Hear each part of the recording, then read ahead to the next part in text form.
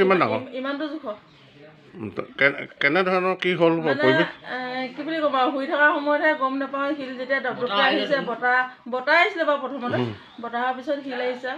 শিল মানে একদম বহুত ডাঙৰ ইমানটো জোখ যেতিয়া গাত পৰিছে তেতিয়া দেখিছোঁ আঁঠুৱাটো ইমান ডুঙা ডুঙা হৈ গৈছে আৰু টিঙিহে দেখিছে নহয় তেতিয়া কেনেকৈ থকা হ'ল আমি তেতিয়া শুব পৰা নাই আৰু বৰষুণ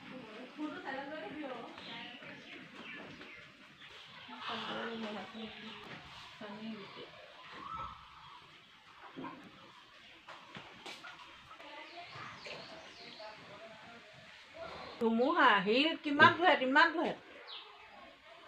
একেবাৰে ঠাহি গোটেইখন নাই ক'তো হেৰি নাই তিনিওটা বহি আছোঁ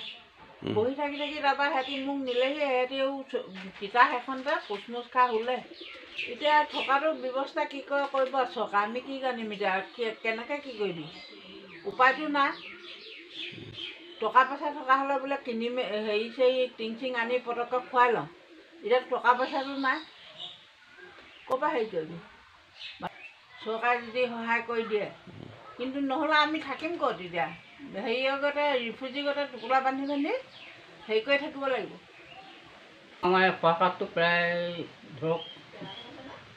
10-15মান মানুহ একেবাৰে অৱস্থা বেয়া হৈ গৈছে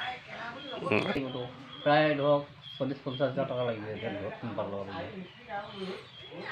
তাকে এতিয়া কি কৰিব পাৰোঁ